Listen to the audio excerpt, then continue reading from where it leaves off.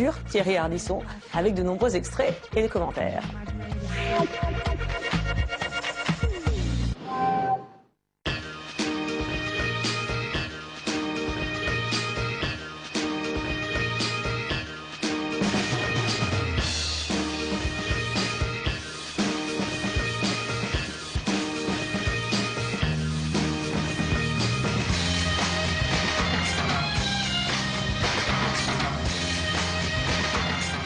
Salut à toutes et à tous et bienvenue dans un monde de bulles, la seule émission intergalactique entièrement dédiée, dévouée, consacrée au 9e art, à la bande dessinée et aujourd'hui à la série Léonard qui de Bruxelles à Angoulême à Sérou ici en Belgique et voilà, est dévouée à cette série culte pour moi et qui a touché des centaines de milliers de lecteurs et qui continue de faire rêver les gamins, les adultes. On est dans un lieu particulier, Bob, déjà un lit très particulier, je crois. C'est le lit du disciple. C'est toi, dis-moi, c'est toi qui as inventé ce livre, Bob? C'est pas moi, c'est Léonard, je le jure. Bon, Léonard, c'est ça. Oui. C'est du plaisir et de l'humour. Exactement. Et il faut que ça bouge. Voilà, il faut comme que tu ça as pu bouge. le remarquer. Donc des gags rapides. Léonard, cette série, attends, ça fait combien d'années, Bob, aujourd'hui? Ça a démarré exactement en 75. Donc, ça nous rajeunit tout de suite. 35 ans. Eh oui. Et bientôt un 40e album. Un 40e album, c'est assez incroyable cette série. J'imagine, mais comme tous les auteurs, tu vas me dire la même chose, on ne peut pas imaginer qu'une série va marcher et qu'une série va avoir une telle longévité. C'est vrai. Déjà, quand j'avais commencé Robin, qui avait été accepté chez Tintin par Greg, le rédacteur, eh bien, au bout du 10e gag, j'ai dit, bon, maintenant, il va falloir trouver un autre personnage. J'ai tout dit.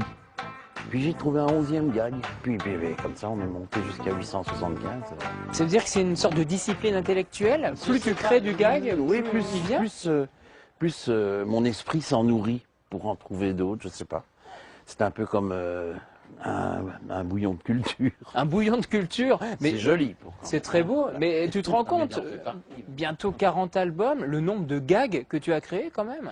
Non, je sais pas. Franchement, je compte pas. Quand on aime, on compte pas. Et à aucun moment tu te dis, tiens, ce gag, je l'ai peut-être déjà créé. Ça nous est arrivé. Il y a pas longtemps d'ailleurs, avec Philippe. Ouais, où moi j'ai réécrit le même gag et lui il l'a redessiné. On a deux versions, deux scénarios et deux versions du gag en question.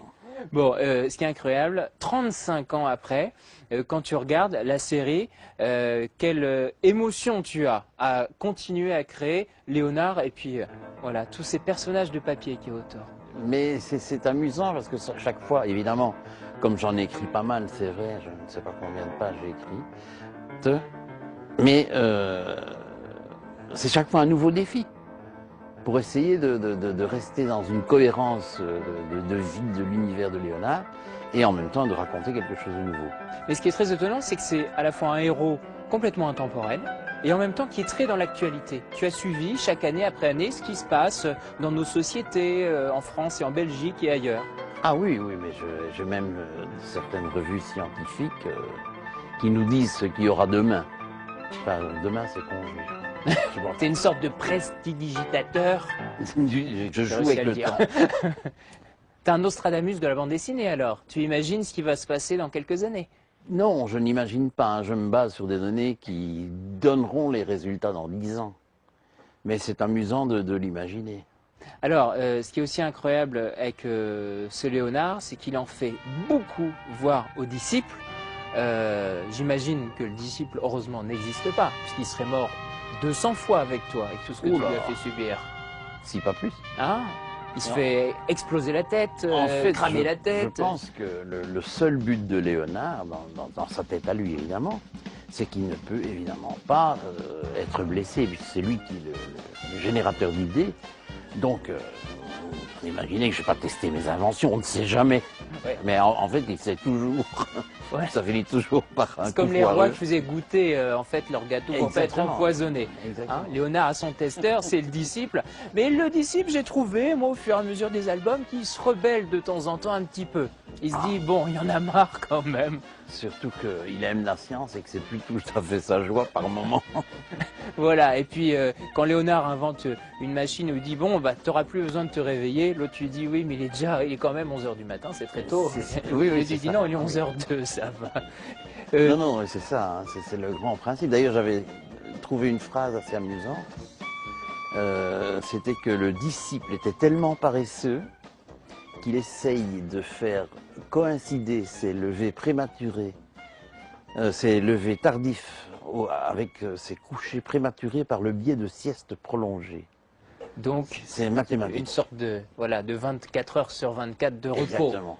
Il a besoin de 18 heures déjà. Voilà, finalement, Il le peut chat, mieux faire. un chat dans la vie, dort tout le temps. Finalement, le chat dans Léonard est beaucoup plus actif que le disciple. Finalement, oui. Finalement, c'est lui qui travaille le plus.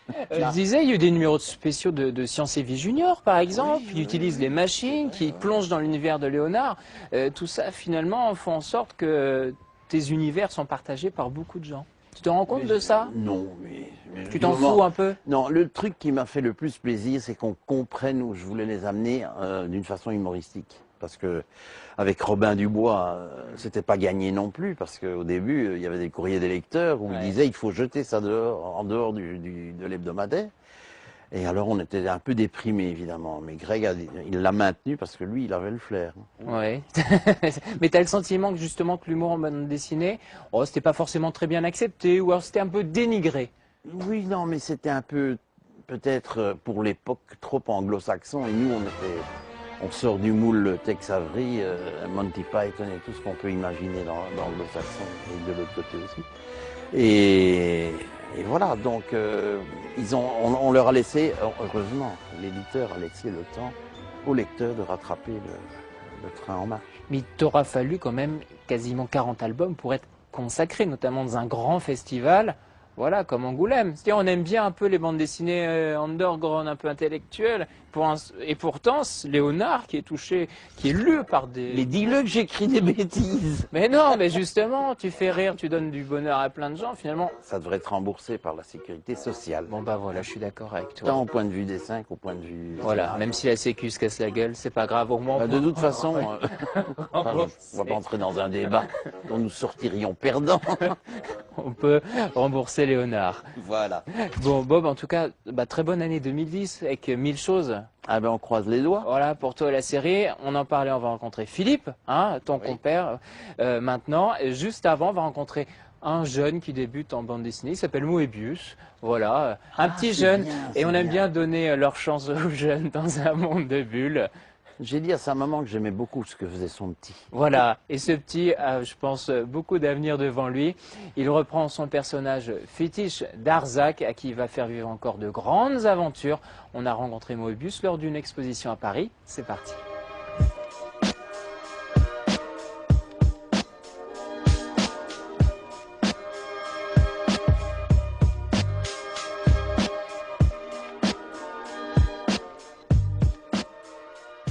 On repart sur le personnage tel qu'il est, on l'a laissé il y a 30 ans.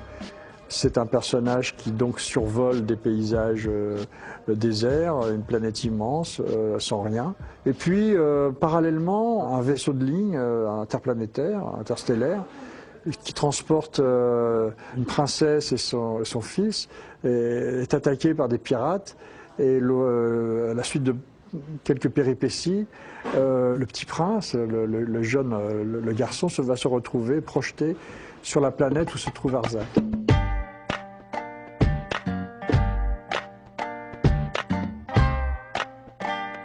Là, je l'ai transformé physiquement, je l'ai humanisé, je l'ai européanisé, et je lui ai donné la parole. Il a gardé un petit, ce caractère un peu solennel, parce que c'est le guerrier du désert. Alors il est censé être tout à fait dur, boucané par le soleil, un peu comme un cow-boy, qui va de ville en ville, comme ça, dans l'aventure. Et le paysage est tout à fait le paysage du western, c'est le désert, c'est des montagnes, des messas, des parois rocheuses, des canyons, des défilés, etc. C'est ce que j'aime dessiner en fait. Alors, au fond, le chapeau de Arzac, c'est le chapeau de Blueberry, sans la partie horizontale.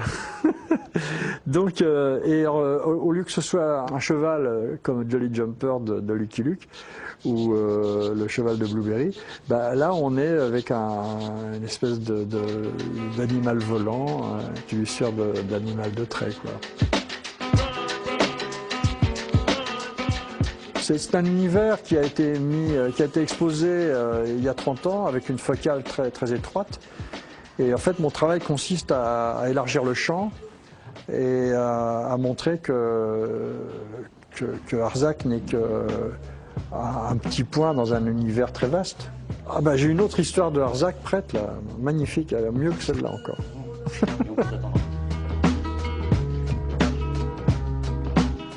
Il y a une chose qui m'embête, c'est que j'aurais voulu être totalement immortel.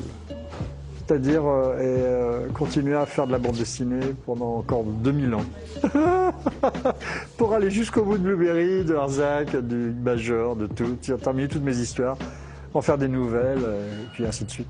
Je travaille pas, je m'amuse. C'est horrible.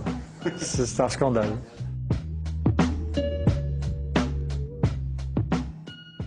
On continue nos aventures pour cette émission d'un monde de bulles entièrement consacrée à cette série qui a bercé mon enfance et qui me berce toujours. Pour être honnête, j'adore Léonard. Il y a deux créateurs. On vient de rencontrer Bob de Grotte. Maintenant, c'est Philippe Turc. Philippe, cette machine, tome 3, page 16, elle y est là? Elle est là en vrai. Ça te fait quoi de la découvrir? C'est hallucinant à voir parce que quand je dessine, j'essaye toujours de faire des machines qui donnent l'impression qu'elles peuvent fonctionner. Et puis ici, je vois qu'elles fonctionnent vraiment, donc je suis vraiment saisi. Mais dans ta tête, pour toi, lorsque tu les dessines, lorsqu'elles sont sur le papier, elles fonctionnent? Elles fonctionnent, oui. J'ai envie qu'elles fonctionnent. C'est parce que j'adore la mécanique depuis ma plus tendre enfance. Et je trouve que la mécanique a un côté esthétique. Et donc je m'amuse vraiment en dessinant des petites vis, des petits boulons. Et j'essaye de faire des machines qui donnent l'impression de fonctionner. Celle-ci fonctionne pas mal. Il faut appeler disciple, il y a un problème. En tout cas, ces machines, j'imagine, c'est comme un rêve de gosse, quoi. Parce que cet album, c'était le 3e, mais ça fait quand même quelques années. Hein. Ce dessin que tu l'as créé, est-ce que tu aurais imaginé un jour, justement, découvrir cette exposition où tes machines, maintenant, prennent vie? Non, honnêtement, non, jamais. J'ai jamais pensé à ça.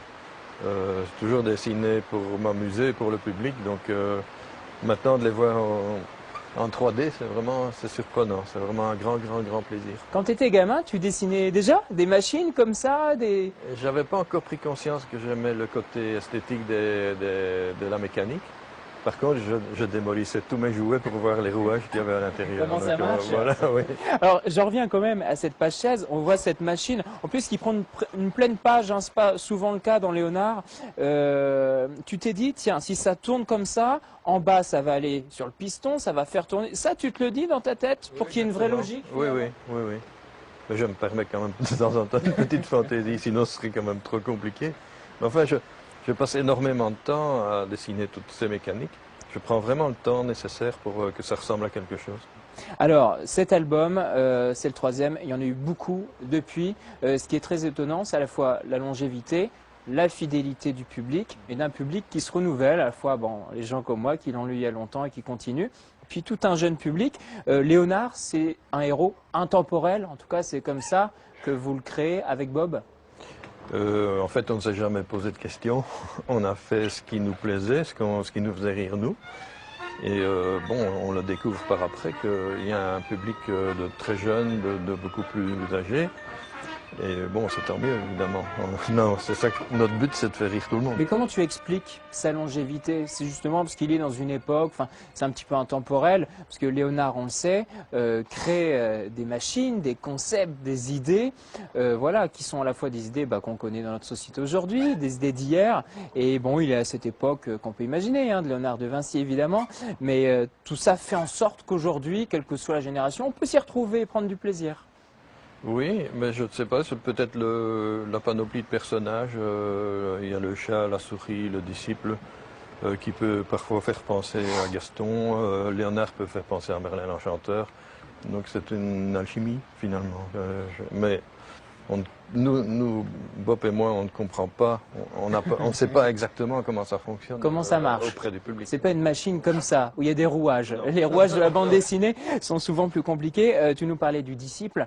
Ça te fait pas parfois mal de le faire souffrir comme ça sur le papier? Lorsque tu reçois les scénarios, tu te dis, bon, quand même, il va s'en prendre encore une nouvelle fois beaucoup. Non, non, au contraire, ça m'amuserait plutôt. Mais tout ça, c'est du second degré, évidemment. Donc. Bon, t'aimes bien le faire souffrir alors, le disciple? Oui, le faire complètement exploser.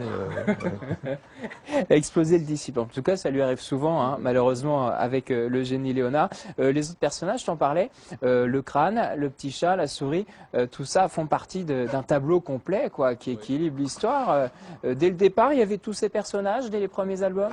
Non, le chat est venu bien après. Enfin, non, il est venu après quelques pages. Mais par contre, Mathurine, la servante, s'est amenée beaucoup plus tard. Le chat, lui, c'est un personnage qui est une sorte d'interface entre le public et entre le lecteur. Il nous parle. Et les autres personnages. Donc, il est au second degré, là, en train de se foutre des autres qui jouent. Donc. Oui, et puis le génie est plutôt sympa avec le chat. Hein. Avec le chat, oui. Oui, il est plus dur avec le disciple, en tout cas. Ça, c'est sûr.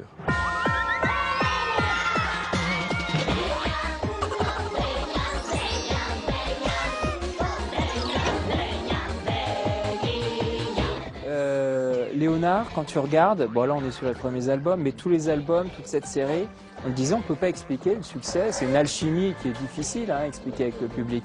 Mais toi personnellement, qu'est-ce que tu ressens aujourd'hui quand tu fais toujours ces albums? Quand je travaille, je m'applique, j'ai un vrai plaisir à faire jouer les personnages. Donc, parce quand on veut faire jouer les personnages, il faut chercher ça au fond de soi-même, les attitudes, les expressions, etc. Donc c'est un plaisir plutôt de comédien à ce moment-là, en dehors du plaisir du dessin. De comédien et de metteur en scène aussi? C'est un peu une pièce de théâtre, Léonard? Oui, oui, c'est toute une mise en scène. C'est une mécanique qui est à première vue simple, mais qui est quand même délicate et minutieuse. Philippe, justement, les acteurs dans le théâtre ou le cinéma, il y en a qui sont plus ou moins difficiles à gérer. Est-ce que toi, tu as plus de mal ou plus de plaisir avec l'un ou l'autre des personnages? Il y a un personnage que je préfère, c'est le chat. C'est celui que je dessine avec le plus de facilité. Et son humour décalé, c'est un truc qui me plaît bien. Quoi. Ouais. Mais on fait jouer tous les personnages de façon différente. Léonard fait des choses que c'est bien cadré. Quoi. Donc il fait des choses, il y a des choses qu'il ne peut pas faire. Le disciple, c'est la même chose. Il faut tenir compte de tout ça, mais ça, c'est aussi un problème de scénario. Est-ce que tu as le sentiment que tes personnages ont beaucoup évolué depuis les premiers albums, ou est-ce que finalement, il y a une vraie continuité? Ils ont surtout évolué dans les premiers albums, inévitablement, et puis après, ça s'est calé, c'est bien en place. Tu avais toute ta famille de papier. Oui, en tout cas, pour Léonard. Évidemment, Léonard, c'est de l'humour. Je le disais, moi, je prends autant de plaisir depuis que je suis enfant à le lire. L'humour, est-ce qu'il y a... alors évidemment, c'est difficile à expliquer, mais un trait d'humour. Est-ce qu'il y a une façon de dessiner l'humour, des petites techniques pour faire en sorte que le gag marche? Dans le dessin? Oui. Je crois que quand on fait un gag, il faut apprécier l'effet de surprise. Donc, pour faire comprendre un gag, il faut donner tous les éléments qui vont permettre de comprendre le gag. Mais il ne faut surtout pas dévoiler le gag pendant tout ce temps-là. Donc, c'est une alchimie aussi, c'est quelque chose d'assez sophistiqué. Et c'est comme quand on raconte une blague à un copain, on peut très bien se planter si on raconte la fin avant le début. C'est un peu ça, grosso modo. Mais ça veut dire que toi, lorsque tu dessines les gags, tu prends aussi un plaisir à les dessiner, ça te fait marrer Oui, c'est sûr, oui, oui. Pourtant, c'est long à faire une planche, quand même. Oui. Mais ce qui compte dans la planche, pour raconter, c'est le premier jet. Donc, quand on dessine la page très très vite, c'est à ce moment-là que tout se met en place, et surtout le gag. Quoi. Bon, Donc c'est un petit crayonné pour toi, un petit truc rapide pour vraiment savoir où tu mets les personnages. Pour situer les choses. Oui. Et je disais, est-ce qu'il y a des personnages compliqués ou pas? Les personnages compliqués, c'est peut-être les décors et tout ce qu'invente Léonard finalement. Parce que là, toi, tu dois créer, puiser et inventer. Oui, chaque machine doit avoir sa personnalité. Elle doit être conçue différente d'une autre. Il ne faut pas qu'elle se ressemble. Donc d'une histoire à l'autre, il faut qu'on sache d'où vient la machine. C'est quand même assez ardu. Ça prend du temps, ça prend vraiment du temps. Bon Philippe, merci à toi. En tout cas, on va découvrir dans quelques instants Dominique qui est le commissaire de l'exposition. Je vous rappelle, Léonard, c'est une exposition, c'est un dessin animé, c'est beaucoup d'événements en 2010. Voilà, pour cette série qui fête son anniversaire, c'est assez incroyable aux éditions du Lombard. Merci à toi Philippe. Nous, on va changer complètement d'univers avant de revenir à Léonard. Je vais vous laisser découvrir ce sujet signé Nicolas Béard. Je vais juste vous donner 2-3 indices. De la boxe, de la musique et de la bande dessinée. C'est parti. Je sentais bien qu'il voulait parler. J'avais encore 3 heures de route au moins, il était tard. Et j'aime la boxe et les histoires. L'histoire de Ranieri, c'est que ça a été un boxeur qui a connu la gloire, et puis bon, il a rencontré une femme, et à partir de ce moment-là, c'était le début d'une déchéance. Et donc la BD commence, voilà, Ranieri est dans sa chambre un peu miteuse, et il s'en va dans San Francisco en fin d'après-midi, et on se rend compte, il pourrait très bien aller faire un match de boxe, on se rend compte qu'il est boxeur, mais qu'en fait, voilà, il rentre dans une banque, il va faire un casse. Et donc on explique tout ce processus, comment un type qui était quand même doué pour un sport qui avait connu une certaine gloire s'effondre complètement suite à la rencontre d'une femme en fait. Quoi. Je la voyais de dos. Elle était si parfaite dans sa robe noire. Et l'orchestre. C'est-à-dire que Lisa, c'est la femme un peu cliché des années 60, très pin-up, la femme fatale. Elle, c'est l'argent, la gloire, les soirées à la mode. Elle utilise en fait Ranieri. Et Ranieri, lui, voilà, il l'a dans la peau. Voilà. Un type talentueux, mais qui se fait briser par son entourage. Là, c'est une femme. Parfois, ce sont des managers, des comptables véreux. Voilà, c'est le milieu de la boxe qui est comme ça.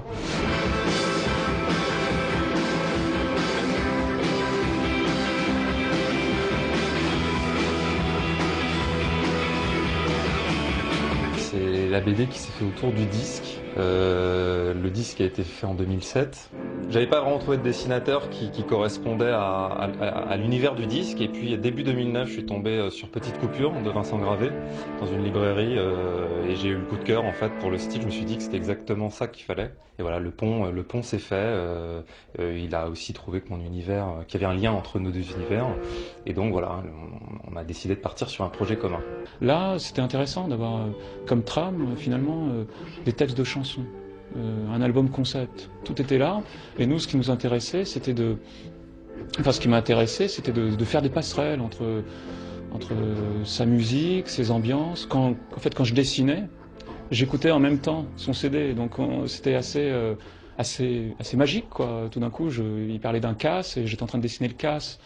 Donc je le connais par cœur, son disque. Pour le traiter, ce qui m'intéressait, c'était de jongler entre les différents styles de noir. C'est-à-dire que quand c'est un temps présent, c'est un style assez calligraphique, assez jeté, où on est vraiment dans l'action. Et quand c'est dans un temps un peu passé, c'est un style différent, où on sent l'influence des affichistes des années 70, où il y a des volutes, des choses un peu psychédéliques, où il y avait de l'expérimentation, enfin sur différents points de vue, sur une même affiche. En voyant au tapis tous mes adversaires. Je sais pas comment attaquer, est-ce qu'on peut attaquer par le disque et après la BD ou inversement, mais je pense que les gens qui apprécient le projet, voilà, ils lisent la BD et puis ils passent le disque et ils apprennent des éléments nouveaux ou ils retrouvent le personnage sous un autre angle. Et c'est ça vraiment qu'on voulait en fait, qu'on voulait pas quelque chose finalement de trop commun, voilà. Et puis surtout les choses prennent vie et graphiquement, donc c'est ça qui est vraiment intéressant. Voilà. La maudissant. On va conclure cette émission consacrée à la série Léonard. Vous le voyez, je suis affublé d'une machine assez incroyable pour récupérer l'ozone. Et c'est important, Dominique, pour reboucher la couche d'ozone, parce qu'il y a un trou, c'est bien connu depuis très longtemps. Toutes ces machines incroyables, on les retrouve dans cette exposition. Comment elle s'est créée, cette exposition ? Eh bien, c'est une exposition donc, qui est créée pour le festival d'Angoulême, pour le prochain festival d'Angoulême. Il y avait un livre de Léonard qui s'appelle « Y a-t-il un génie pour sauver la planète ?» Ça nous a semblé important d'utiliser les différentes machines qu'avait pu créer Léonard pour sauver la planète. Évidemment, nous avons interprété un petit peu tout pour que nous puissions faire intervenir le public dans cette exposition.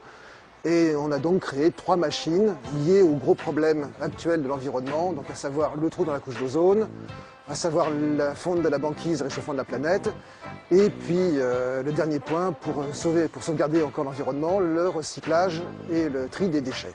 Voilà, donc 3 machines essentielles à l'avenir de notre planète. 3 machines essentielles.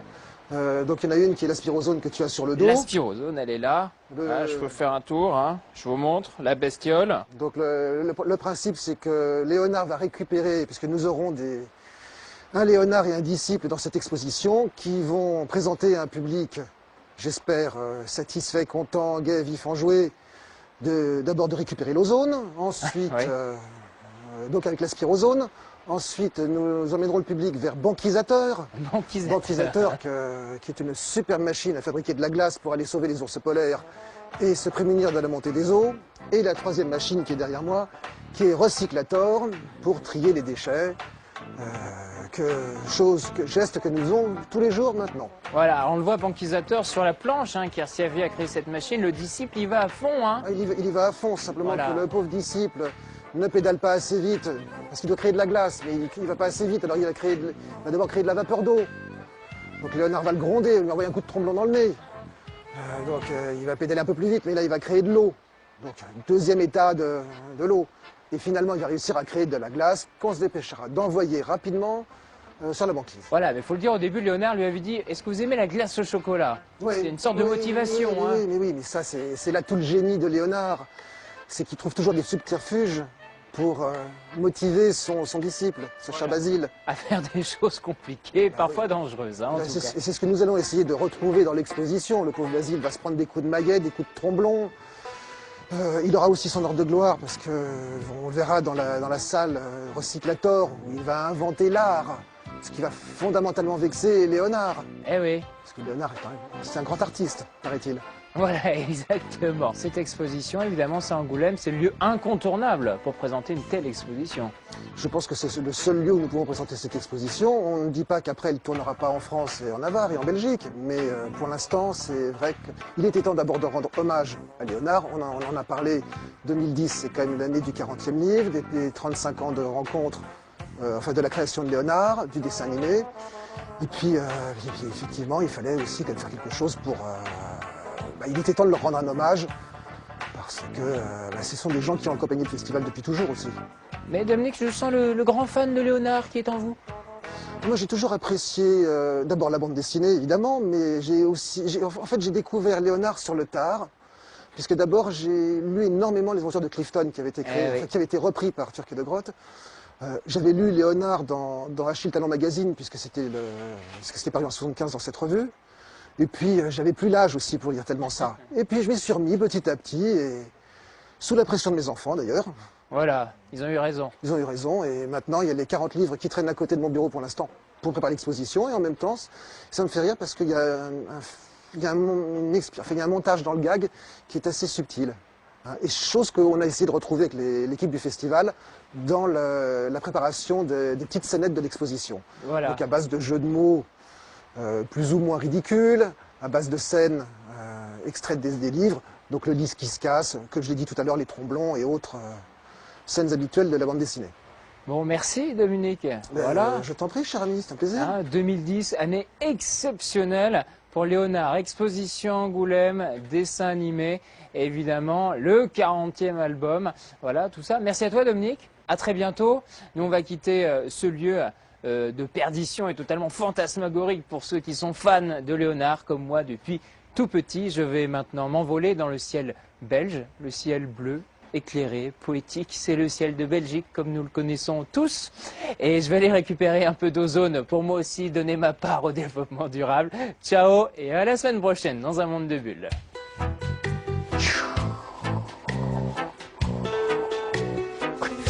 Vous pouvez appeler les pompiers pour mon dos.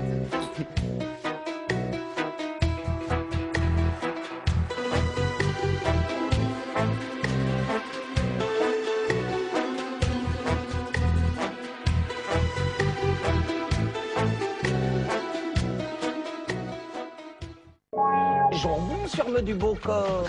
Que vous êtes ligeon si votre majra se rapporte à votre mâche plus. Comment se fabrique la langue française? Comment évolue-t-elle? Quelle est sa véritable influence? Une fois rien, c'est rien. Bon. 2 fois rien, c'est pas beaucoup. D'accord. Mais 3 fois rien. Pour 3 fois rien, on peut déjà acheter quelque chose. Grâce à de nombreux témoignages, ce documentaire nous plonge dans les tourbillons du français. Pourquoi Pépita